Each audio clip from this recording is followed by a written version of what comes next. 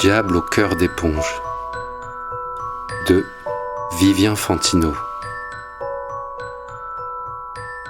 Chapitre 2. Tu. Ligne Citadelle, vendredi 14 septembre 2040.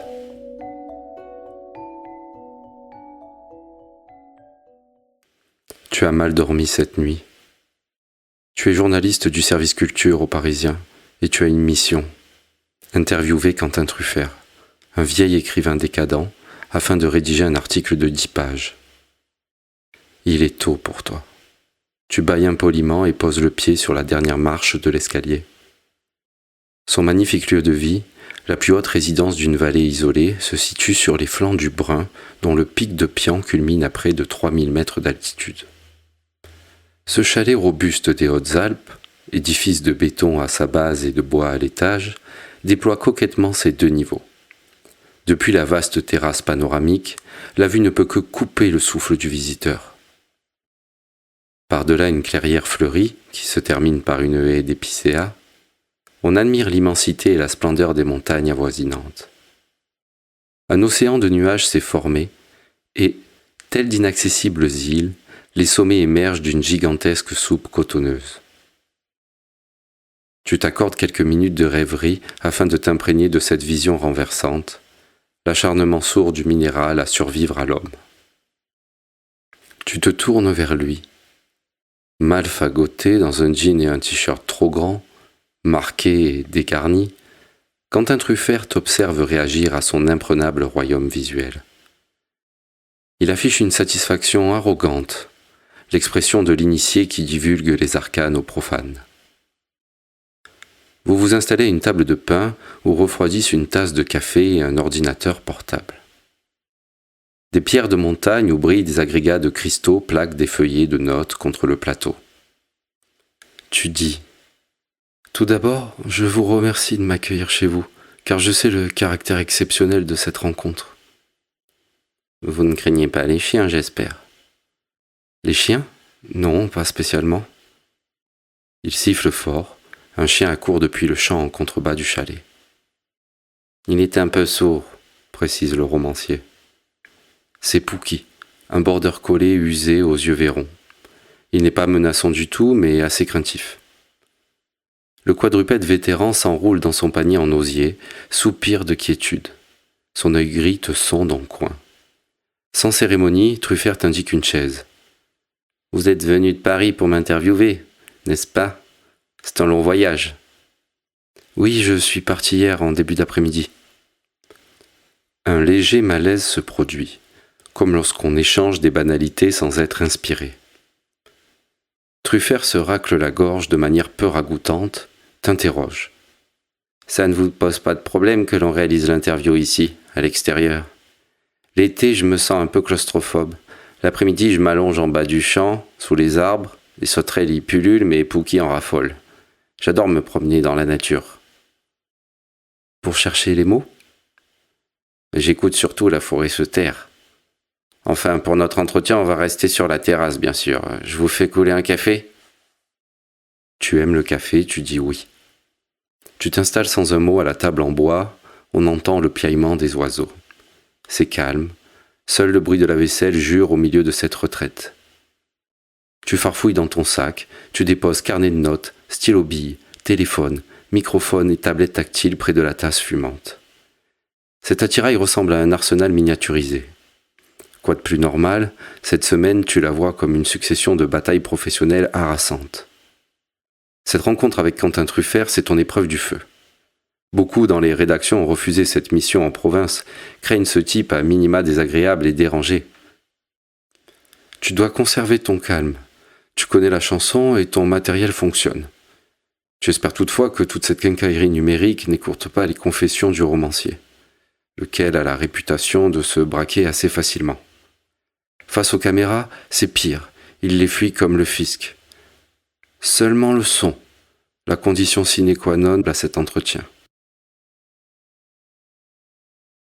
Une fois la préparation de l'interview terminée, tu écris en titre sur ta page de notes « Jour 1 ». Tu remets une mèche de cheveux derrière l'oreille, tu lui lances un sourire cordial pour signifier que tu es paré.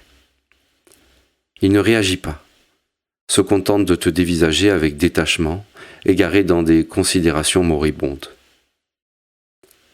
Pour l'arracher à ce marasme, d'un geste de la main, tu balayes le panorama et lui balances avec franchise « C'est vraiment un endroit magnifique. » Une vache meugle dans le lointain, tu te juges un peu exubérante. Truffert écarte la remarque. « Ne perdons pas de temps en flagornerie. »« Bien sûr. Vous êtes venu pour me poser des questions, alors allez-y, posez des questions. »« Bien. » Le logiciel d'édition audio s'affiche. Tu testes brièvement le micro, tu cliques sur le bouton rond et rouge afin d'enclencher l'enregistrement. En introduction, tu rappelles la date, l'heure, le lieu, le contexte. La ligne temporelle défile sur l'écran tactile où le spectre sonore se dessine en symétrie horizontale, semblable à une file de scolopendres. En cas de réussite à cet exercice périlleux, à savoir l'interview d'un grand artiste controversé, les fichiers obtenus deviendraient des archives inestimables. Tu accéderais à une sorte de postérité. Les stations du groupe Radio France diffuseraient et rediffuseraient ces audios dans leur intégralité pendant des décennies. Tu penses à l'illustre émission de Jacques Chancel, Radioscopie. Tu engages donc le dialogue avec une intonation dynamique, comme le vieux Chancel. « Bonjour, Quentin Truffert. »« Bonjour, Lynn. » répond le romancier avec une voix à moitié enrouée. Merci de m'accueillir chez vous pour cette série d'entretiens exceptionnels autour de votre incroyable œuvre littéraire. Cette fois-ci, il demeure silencieux, attentiste.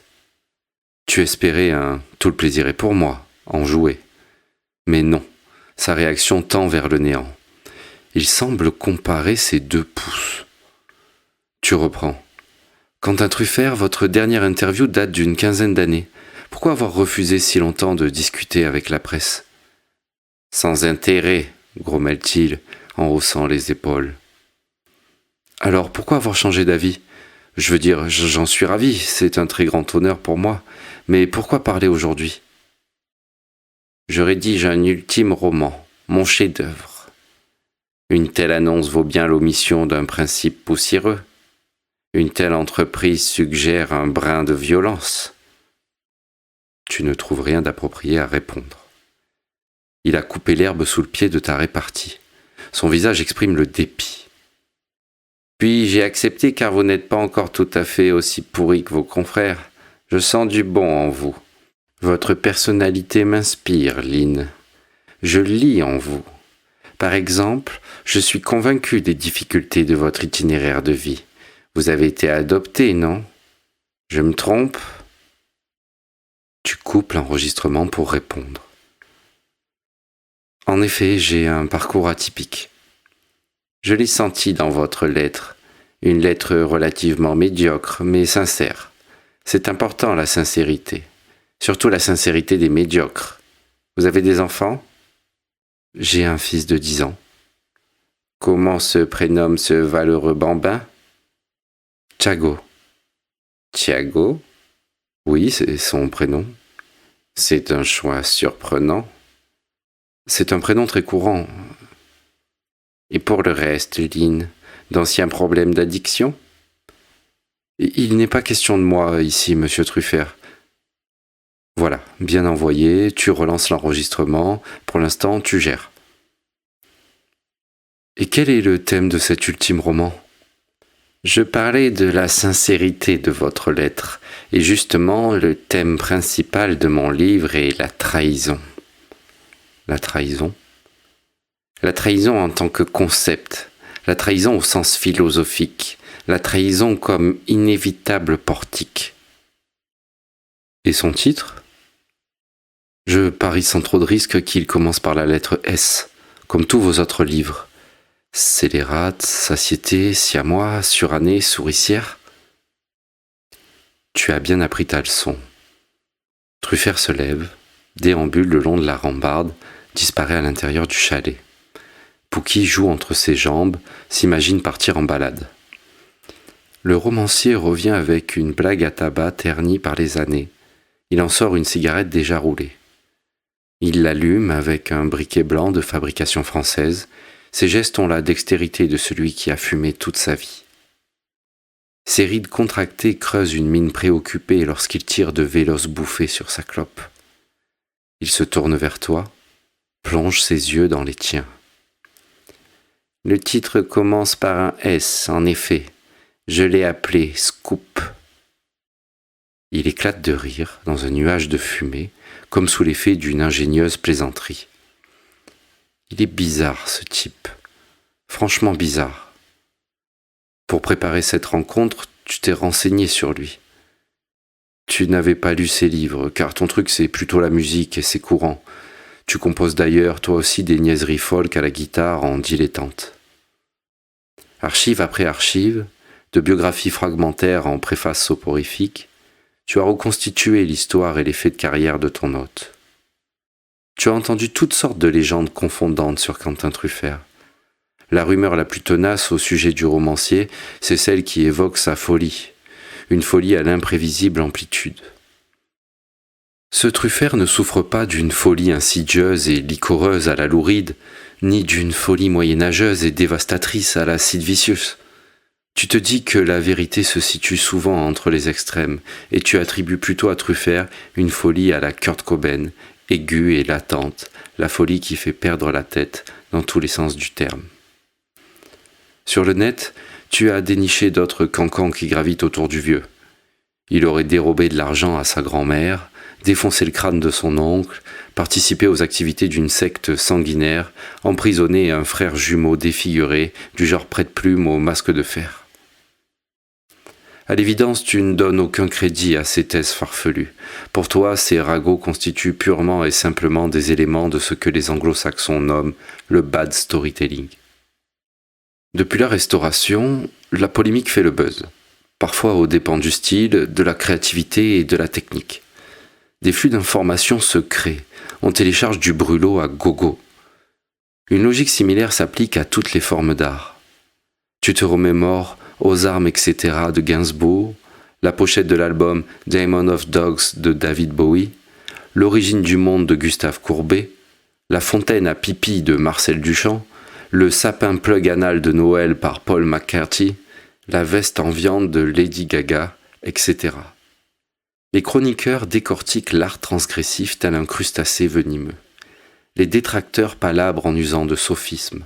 Les galeries regroupent les tendances. Les éditeurs rééditent les scandales. Les voix off enregistrent du podcast et du livre audio sulfureux. Des artistes revisitent leurs prédécesseurs. Tu te tiens bien droite face à Quentin Truffert dans ce lieu isolé. Tu repenses soudainement à la plus incommodante légende à son sujet. Il aurait torturé une femme et étouffé l'affaire. Tu te ressaisis.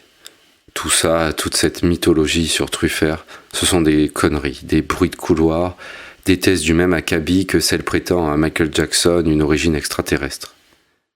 Remarque, on expliquerait ainsi le moonwalk et la danse anti-gravité du tube interplanétaire Smooth Criminal. Ça justifierait aussi la capacité à changer de couleur de peau et le goût pour les... Non. Reste focus. Tu reprends tes notes, tu lances sur un ton enjoué. Très bien, je tâcherai de faire un scoop de votre scoop, ne vous inquiétez pas. Tu prononces ces phrases comme si tu étais quelqu'un d'autre, comme si tu étais une comédienne sur les planches d'un théâtre sans public. Tu prononces ces phrases de cette manière car c'est de cette manière qu'on les prononce dans le métier. La vie professionnelle constitue une sorte de tromperie éclairée de notre propre conscience par notre propre conscience. Le travail nous emmène à créer une seconde personnalité, un alter ego rentable et conformiste. Il nous conduit à dissocier le « je produis » du « je consomme », le « je subis » du « je m'éclate ». Tu penses que ce distinguo indispose les artistes en général. D'ailleurs, Truffert boude. Il n'a pas aimé ton jeu de mots. Tu parcours la liste, tu rayes, tu notes, tu entoures, tu mènes ta mission en bon soldat du blabla. Monsieur Truffert, vous êtes le père d'une demi-douzaine de best-sellers. Vous avez obtenu 2 fois le prestigieux prix Goncourt pour Siamois et Souricière, égalant ainsi Romain Gary. Gary ? Ne me comparez pas à Gary. Cette pauvre bichette à barbichette qui brodait des scènes sur le dos de sa mère. Ses mémoires sont enjolivées, fictives, ne demeure que son problème freudien. Voilà comment le mec réagit au nom de l'auteur de La vie devant soi. Pas grave, ça fera le buzz. Tu reformules. Qu'est-ce que ça vous fait de compter parmi les écrivains les plus connus de la planète, d'être devenu une référence? Quelle question! Si vous étiez riche et célèbre, vous seriez fier, comme tout le monde. Donc vous êtes fier? Ça ne fonctionne pas sur moi. Enfin, si, ça fonctionne un peu. Je me déclare quand même approximativement fier d'avoir mis une fesse sur le trône de ce pleurnichard de Gary. Pour le reste, ma gloire sonne creux comme la molaire d'un clochard. Tu marques un temps d'arrêt symbolique. La taille de son orgueil te surprend. Gloire ou pas, ce monsieur Truffert a une haute estime de lui-même. Tu feins le premier degré. Allons, monsieur Truffert, ma question n'est pas si plate. On se transforme lorsqu'on parvient à une certaine notoriété. On peut être complexé, incompris, tourmenté, se sentir illégitime, seul ou au contraire trop entouré. Peut-être. Vous êtes complexé? Non, pas du tout. Incompris? C'est certain. Tourmenté? Depuis votre venue, oui. Je vous stresse? Beaucoup. Parce que je suis journaliste? Pas seulement. Parce que je suis une femme? C'est probable. Un silence s'installe, gênant. Il ajoute: en plus, vous me faites penser à un oiseau, je ne m'attendais pas à ça. Ce type est bizarre. Pookie, le border collé, vient te quémander des caresses en posant sa tête sur ta cuisse. Tu le gratifies de petites tapes entre les oreilles. Il nage en plein bonheur. Tu poursuis. Et illégitime? Truffert marque un temps de réflexion. Ses lèvres se pincent, se déforment sans utilité sous la contrainte de l'opinion. On apparaît toujours illégitime dans ma position. Il a l'air ravi de sa réponse. Illégitime dans la position de l'écrivain célèbre? Qu'est-ce qu'un écrivain célèbre, sinon un menteur particulièrement talentueux? Est-ce que le mensonge est légitime? C'est une vraie question, Lynn. Et seul? Vous vous sentez seul, Quentin Truffert? L'homme est une larve abandonnée dans l'univers, une bestiole tapie au fond du néant de l'insignifiance. Tout le monde est seul.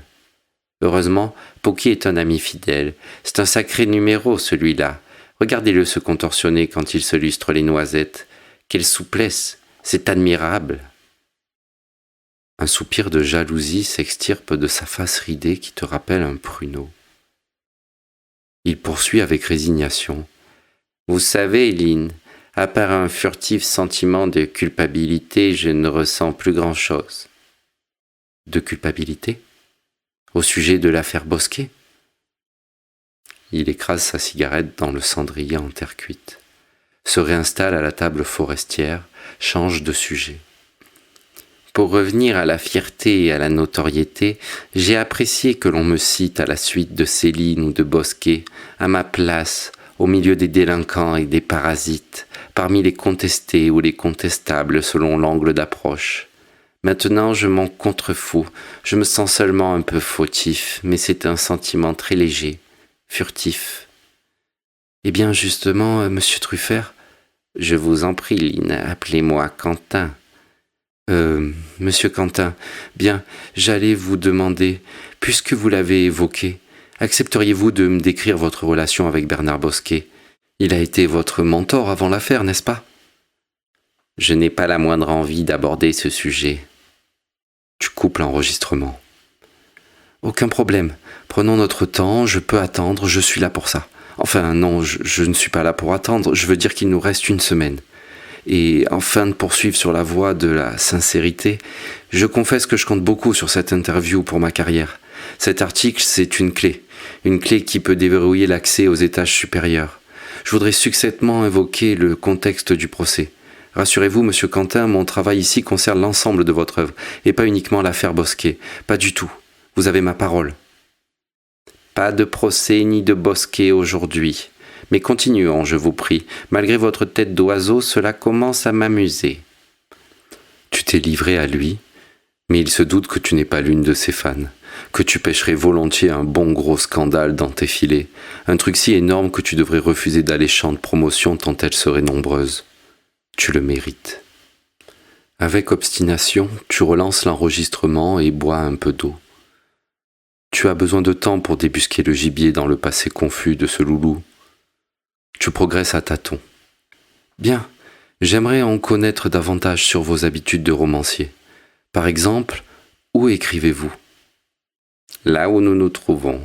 Lorsqu'il fait beau, la terrasse est l'endroit que je préfère. Sinon, je m'installe dans le petit bureau, non loin de la cheminée. C'est agréable l'hiver. Je sors rarement de ma propriété, vous savez, uniquement pour faire quelques courses alimentaires. En effet, vous avez la réputation de quelqu'un qui ne fréquente pas grand monde. D'un misanthrope, vous voulez dire. J'assume. On renonce volontiers au monde extérieur lorsqu'on en méprise les habitants. Le monde s'apparente à un amas d'ego, de joies potentielles, de peurs substantielles et de tâches planifiées.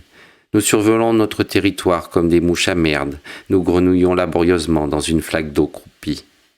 Nos civilisations ont oublié l'essence même de leur présence ici-bas. Elles ne sont plus que des groupes de clients qui ont laissé le mysticisme s'évaporer de leur esprit. Les pays sont devenus des marques, les continents des parts de marché. Mais cela ne change rien à la vérité. Tout ce qui est force de vie. Seule la nature et l'art permettent un niveau d'abstraction propice à la perception du réel. Nous nous trompons, nous nous fourvoyons, nous nous trahisons, nous ne croyons plus en la magie de la vie. Puisque mes semblables m'exaspèrent, pourquoi m'imposerais-je une cordialité stérile et une considération mutuelle ? Non, je préfère mon ermitage silencieux à tous ces demeurés. Et puis mon chien Pouki me tient compagnie. Où est-il passé, ce con ? Pouki, viens ici. Et l'amour, ça n'en vaut pas la peine ? L'amour.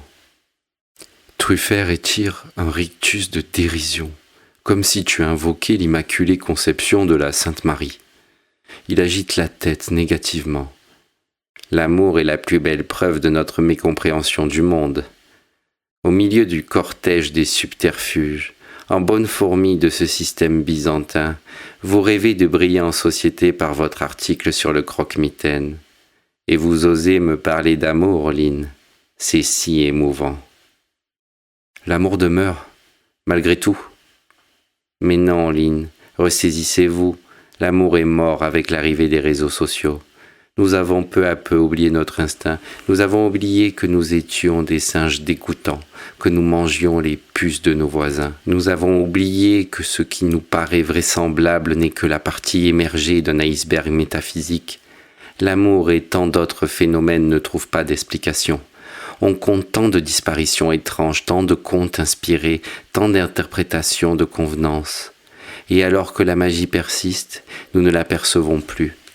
Vous êtes amoureuse, vous, Lynn ? Vous fréquentez quelqu'un à qui vous pourriez manquer, sentimentalement parlant ? Ça m'étonnerait, je vous perçois comme assez têtu en couple. Il éclate de rire. Tu stoppes l'enregistrement d'un clic rapide. Hors de question d'inverser les rôles. Tu croises les bras en feignant l'indifférence, dévoues ton attention à l'insolente beauté des Alpes. Tu prends une inspiration en cherchant les mots. Quand tu es stressé, tu crées de mauvais haïkus. Tu optes finalement pour une argumentation rudimentaire. Je le répète, monsieur Quentin, il ne s'agit pas de moi dans cette interview, et vous devenez impoli. La politesse, cette hypocrisie systématique. Oui, la politesse, un pas vers l'autre, l'aube de la confiance. Vous vous souvenez du thème de mon nouveau roman ? Nous titubons sur une perpétuelle route de crête, une route de crête où la politesse n'est que la poussière qui s'envole sous nos pas. Jouez le jeu, monsieur Quentin, votre comportement peut desservir la sortie de votre livre. Malgré votre description acerbe du monde, c'est ainsi qu'il tourne. Promotion, impression, commercialisation, rémunération. La rémunération m'influence peu, vous savez. J'imagine que vous pouvez vous le permettre, oui. Truffert grommelle alors des phrases inintelligibles. Son faciès ronchon te harangue. Une autre tasse de café? On dirait qu'il te propose. Un autre os à te casser? Tu touilles maintenant la tasse fumante. Le café sent bon. Il met du miel local dedans en guise de sucre. La tension est redescendue. Tu redémarres l'enregistrement. On qualifie souvent vos romans de transgressifs et provocateurs, sulfureux. Vous êtes un auteur très controversé, peut-être le plus controversé de ces dernières décennies, notamment depuis la sortie de votre polar, Souricière. Que répondez-vous à ceux qui soutiennent que vos textes prêchent la haine dans un double sens perpétuel, à ceux qui affirment que vous devriez être interdit de parution? Je leur réponds qu'ils n'ont qu'à lire autre chose. Et à ceux qui vous définissent comme un dangereux sociopathe, vous voulez leur transmettre un message? Qu'est-ce que vous en pensez, vous, Lynn? Suis-je un dangereux sociopathe? Au premier abord, je dirais que non, mais je vais tâcher de forger ma propre opinion au fil des entretiens. Bonne réponse. Le chien aboie en direction de l'entrée. Tu coupes encore l'enregistrement en dissimulant mal ton agacement. Vous vous levez tous les deux pour approcher du bord de la terrasse. En bas du chemin, un homme vous salue devant son utilitaire blanc. « C'est ma livraison de vin », informe Truffert. Il lève la main en signe d'accord. Le livreur s'installe dans la camionnette et se gare devant le chalet. Les cartons sont nombreux, une vingtaine au bas mot. Un rapide calcul t'emmène à 132 bouteilles. Truffert tend des billets de 50 € et l'autre repart sans mot dire. L'écrivain monte à l'étage, congratule le chien d'une tape amicale. L'animal se met sur le dos. Truffert t'adresse un petit sourire.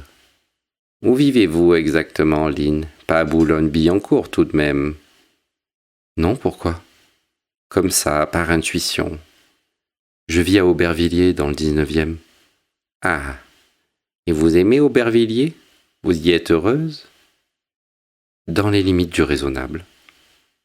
Et où légez-vous toute cette semaine? J'ai une chambre rustique dans le seul hôtel du village plus bas. Saint-Fernand? C'est ça. Vous étiez déjà venu ici, dans cette vallée? Jamais, c'est grandiose. Tout ce relief, ces couleurs. Un bel endroit pour s'ouvrir à l'autre, n'est-ce pas? Vous vous attablez, tu relances l'enregistrement. Il sort une feuille à rouler, y dépose un bloc de tabac blond ainsi qu'un filtre en coton. Ses doigts forment un cylindre avec le tout. Son esprit divague car il te devance. Vous connaissez l'Asie? Pas du tout, hélas. Je rêve de visiter le Japon. C'est un choix pertinent et sage. Malgré leur idéogramme torturé, le peuple japonais affiche encore aujourd'hui le taux d'alphabétisation le plus élevé du monde. Vous voyagerez en sécurité. Les affaires de meurtre y sont en majorité élucidées. L'Agence nationale de la police japonaise compte pourtant 4 fois moins d'agents et 10 fois plus de robots que son équivalent français. C'est d'ailleurs assez choquant, pour ne pas dire franchement déconcertant, de quitter les androïdes de Tokyo et ses dizaines de millions d'habitants pour la race campagne où la tradition demeure lente et incontestable. En revanche, depuis un demi-siècle, la multiplication des suicides, notamment chez les Japonais de votre âge, pose question. C'est en partie, je l'imagine, sans effort, la dichotomie entre progrès et archaïsme qui déchire leur cœur et les conduit à passer à l'acte. C'est comme si les dogmes passéistes et futuristes témoignaient les uns contre les autres. De plus, leur cours généralisé vers l'excellence admet peu d'entorses au règlement, ce qui génère des penchants sexuels pour le moins burlesques. Enfin oui, le Japon apparaît comme une destination plaisante. Le touriste, comme toujours, ne subit pas les effets pervers de cette doctrine mi-souci, mi-sushi. Truffert s'autorise un rire idiot en réponse à son propre mot. C'est un peu déconcertant. Tu joues brièvement avec ton stylo au-dessus du carnet. Vous vous rendez souvent au Japon? Je n'y ai jamais mis les pieds. Le romancier redevient sérieux. Où en étions-nous avant cet interlude nippon? Vous me demandiez si je vous considérais comme un dangereux sociopathe. Et avant cela, nous parlions d'amour. Ah oui, c'est vrai, c'était déprimant. Tu marques un temps d'arrêt. Amour, tu trembles de devoir plier sous tes rameaux. Qu'est-ce que tu racontes, Lynn? Souffle un bon coup. Et puisqu'il a l'air soudainement de si bonne humeur, tu reviens sans prévenir sur l'affaire Bosquet. Pourquoi avoir refusé de témoigner au procès?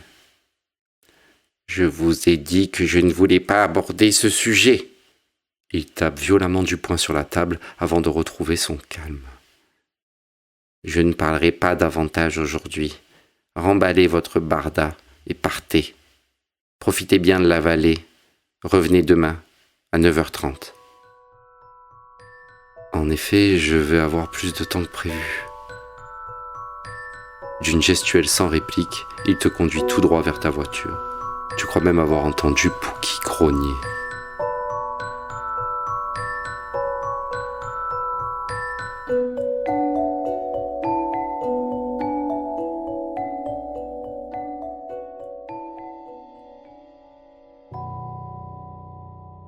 Chapitre 3. Elle. Danaël Grugnot, jeudi 13 juillet 2023. Elle pataugeait dans l'ignorance. Ni elle ni ses lieutenants ne trouvaient de prise le long de ce rempart de mystère, lisse comme une falaise de marbre. C'est donc avec un sentiment de frénésie légère teinté d'angoisse que la commissaire Grugnot se rendait sur les lieux d'un 4e crime. 4. Déjà. Il était 18h04. France Inter résonnait bien trop fort dans l'habitacle. Le journaliste lisait son billet politique. D'un revers de la main, le président avait balayé toute une panoplie de propositions citoyennes dont la plupart reposaient sur du bon sens. Des propositions qu'il avait pourtant appelées de ses vœux. Grugnot ne détestait pas le président. Au moins, il avait concédé à une augmentation du budget et promis l'amélioration des conditions de travail. Mais sur les sommets du pouvoir, l'écho des promesses déclenche rarement une avalanche. Danaël pensait que le pouvoir exécutif s'érigeait en mafia constitutionnelle, une mafia qui connaissait les failles du processus démocratique et qui les exploitait avec plus ou moins de nuances, les nuances de couleur politique. L'influence et la tromperie dorment dans le même lit, conclut-elle en manœuvrant. Sur France Inter, on illustrait maintenant la révolution de la voiture électrique à grands coups de chiffres et de pourcentages. Ça ne dérangeait pas Grugnot de remplacer son véhicule de fonction thermique par un électrique. Mais était-ce la bonne solution? N'était-ce pas là le lit d'un mensonge supplémentaire? Le débat sur les terres rares faisait rage. Elle coupa le contact de la Renault Mégane anthracite sur le parking d'une banale résidence de ville, le Monte Cristo. Sur place, assis sur le rebord d'une jardinière en béton, le lieutenant Tanguy Cochet fumait une cigarette. Son front et son nez se plissèrent pour illustrer l'événement malencontreux, comme si le soleil lui tapait dans les yeux. « Alors ?» demanda Grugnot. « Les gendarmes ont dégoté notre 4e momie, annonça-t-il en crachant d'épaisses volutes. Tu as vu le corps? Tu crois que je me suis tourné la manivelle? Je l'ai rencontré, notre nouvelle copine. C'est identique, vraiment pas bon du tout. Une femme de type caucasien, la trentaine, pas d'enfant. Elle vivait apparemment seule, assistante de direction dans un centre de formation, et plus aucun lien avec la famille. Qui a donné l'alerte? La concierge. Elles entretenaient une relation amicale, il paraît. La vieille s'est inquiétée de ne plus la croiser, elle a appelé la gendarmerie et leur a ouvert l'appartement. Mais lorsqu'ils ont découvert le corps, ils ont tout de suite pensé à nous. Au moins le bureau est à 2 pas, c'est pratique. Où en est la procédure? Les gars de l'IJ vont pas tarder, Arturo et Mahmoud, je crois. Les vénards, ils auront moins de boulot que l'équipe de ce matin. La vendetta de la cité des fougères? Double homicide, drogue, argent liquide, du sang et de l'ADN en pagaille, je te dis pas le chantier. Quand j'y repense, ça ressemblait aux prémices d'une bonne journée de merde. Tanguy Cochet écrasa sa cigarette dans la terre humide du bac à fleurs, cracha la fumée sur le côté. Il hésita, puis se tourna vers Grugnot. « Viens, je vais te présenter. » Cochet indiqua le ciel avec son index pour désigner les étages du Monte Cristo. Des cernes foncées lardaient l'espace sous les paupières de Grugnot. « Je préfère attendre les gars de l'IG. »« J'insiste, je t'emmène là-haut avant que les emmerdeurs débarquent. C'est clean, t'en fais pas. » Ce n'était pas dans les habitudes du jeune lieutenant Cochet de discuter les ordres de sa supérieure hiérarchique. Aussi, quand il se dirigea vers l'entrée, la commissaire Grugnot le suivit sans rechigner. C'était une enquêtrice opiniâtre. Dans le hall de l'immeuble, un gendarme un peu gras et bienveillant réconfortait la concierge. À vrai dire, tous deux semblaient en état de choc. On éprouve toujours une crainte animale face à ce qu'on n'explique pas, se dit Grugnot. À proximité de la gardienne qui radotait, la boîte aux lettres au nom de Béatrice Lartinon était ouverte pour les besoins de l'enquête. Au deuxième étage, palier de gauche, un second gendarme montait la garde devant la porte. Il parut rassuré de voir les policiers se présenter. Il avait la mâchoire serrée, la bouche pincée. Leur résuma la situation avant de conclure. « Je vous souhaite bien du courage. » Il ajouta sur un ton débordant de compassion. « Pauvre fille, quand même. » La commissaire méprisait ce genre de formule. Autant se taire. On n'était pas là pour un foutu recueillement. On n'était pas là pour honorer la mort du défunt. On était là pour élucider le mystère autour de cette mort. C'est en partie avec ces deux qualités, pragmatisme et concision, que Danaël Grugnot avait pu se faire une place dans ces sphères sociales débordantes de testostérone, dans cette organisation parfois misogyne. Les mœurs évoluaient lentement au sein de la police, à pas de chenille. L'État remue paresseusement sur les questions de parité, sur les questions de société en général. Il subit une latence mécanique, une inertie administrative.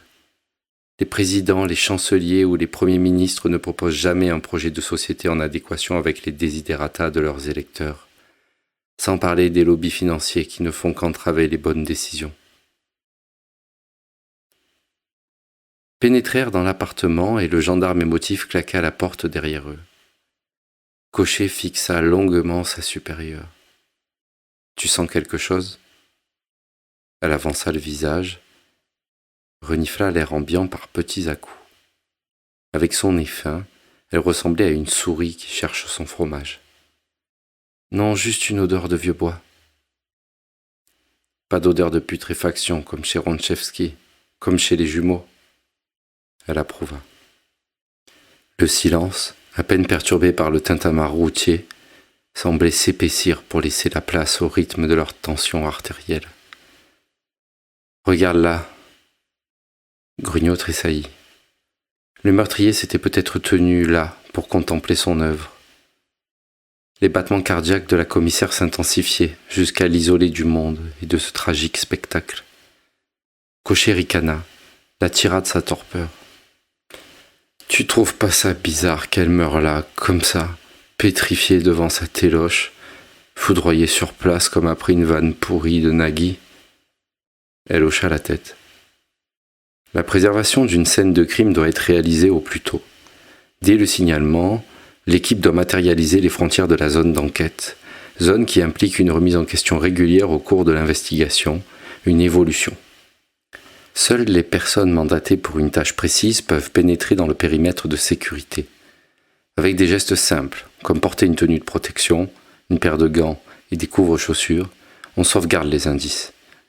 Il est conseillé de créer un point d'accès unique, de ne toucher à rien. La découverte du cadavre par les fonctionnaires de police ou un tiers peut dégrader les lieux. À l'extérieur, les aléas du climat effacent les traces. L'intervention des démineurs ou des pompiers, le sauvetage d'une seconde victime dont la survie prévaut sur le bon déroulement d'une enquête, ces situations peuvent souiller la scène de crime. Les personnels sont néanmoins formés pour préserver les indices dans la mesure du possible. Lors de l'exploration d'une nouvelle scène de crime, le décor apparaît systématiquement en profond désordre aux yeux des enquêteurs. La pagaille est la règle. Avant cette affaire, Grugnot n'avait jamais admiré une scène de meurtre parfaitement rangée. Non, jamais. Seuls les suicides offrent des zones d'étude quasi intactes, et encore, tout dépend de la méthode choisie. Mais ici, il n'y avait rien de tout ça. L'appartement baignait dans le calme, ordonné, Un lointain parfum d'huiles essentielles se mélangeait à celui du vieux bois. En résumé, il n'y avait apparemment pas grand-chose à contaminer. Les 2 policiers appliquèrent les principes de base en l'absence de périmètre de sécurité matérialisé, afin de constater, comme on dit pour se dédouaner. Puis après des années de service, toutes ces contorsions réglementaires avaient froissé la rigueur de la commissaire. Le protocole du terrain, elle le simplifiait, le contournait pour gagner en agilité. Dans la fonction publique, des tonnes de règles submergent les agents, des tonnes de règles dont l'expérience démontre qu'elles demeurent en général inutiles, voire contre-productives, ankylosantes. Un bon fonctionnaire est un fonctionnaire qui complète les documents administratifs, un fonctionnaire qui fait briller son corps sur le papier, tant pis pour la réalité des faits. Le dogme de la fonction publique se résumait à cette caustique devise revisitée « Qu'importe l'ivresse, pourvu que l'on ait le flacon ». Du moins, tel était le point de vue actuel de la commissaire au sujet de sa profession. Et, à ce point de sa carrière, à savoir une désagréable désillusion bien éloignée de la retraite, elle ne croyait plus en ce système aveugle. Elle demeurait pourtant une excellente enquêtrice dans l'esprit de ses pairs. Elle rédigeait des rapports exemplaires. Mais avec les déconvenus, les circulaires hors sol et les passe-droits, elle sombrerait bien tôt ou tard dans le laxisme, comme tous les autres. La victime, ou du moins ce qu'il en restait, gisait assise sur un canapé convertible face à un écran plat et une table basse en chêne. Le corps méconnaissable de Béatrice Lartinon s'était comme vidé de son contenu, de toute substance. Il était semblable à un amas de viande séchée dont on distinguait les membres avec peine. Seule la télécommande plantée dans sa main gauche ratatinée tenait lieu de repère au milieu de cette masse informe. La chair et les muscles s'étaient contractés sur les os. Son sang s'était comme évaporé. L'ensemble évoquait une momie sans bandage. Le spectacle du visage fossilisé, bouche grande ouverte, évoquait une douleur atroce. Grugnot avait effectué des recherches sur Internet dès la découverte du premier cadavre de ce type. Et ce qui s'approchait le plus de l'état physique de ses victimes était la photo d'une certaine momie hurlante. Aucune trace pourpre n'apparaissait sur le canapé de Béatrice Lartinon, ni sur son tapis du salon. Il n'y avait aucune projection de sang sur les murs ou sur le sol, et malgré l'allure abominable de cette femme, on ne décelait aucune marque de violence ou de blessure. Moins pour s'étonner que pour garder le contrôle sur son mental, Grugnot lâcha 3 jurons disgracieux avant de tourner les talons. Maintenant qu'elle s'était imprégnée de l'ambiance de cette fête, elle avait besoin d'air et d'espace. Cochet avait raison. Elle ressentait une vive émotion face à cette horrible scène. Elle étouffait dans ce tombeau égyptien. La commissaire échangea avec les gendarmes et la concierge avant d'improviser une réunion avec son lieutenant près de la Mégane sur le parking du Monte Cristo. 4. Ça en fait 4 avec les jumeaux et le Polac. Tous les 4 lyophilisés comme des nouilles pour astronautes. Un peu de décence, Tanguy. Pardon, s'excusa-t-il en s'installant sur le bord du capot. Tous les 4 desséchés jusqu'aux tripes. Je dois appeler le patron. L'affaire va prendre de l'ampleur, ça va monter jusqu'au préfet cette fois. De Bois-Rolin organisera une conférence de presse sous la pression des cols blancs.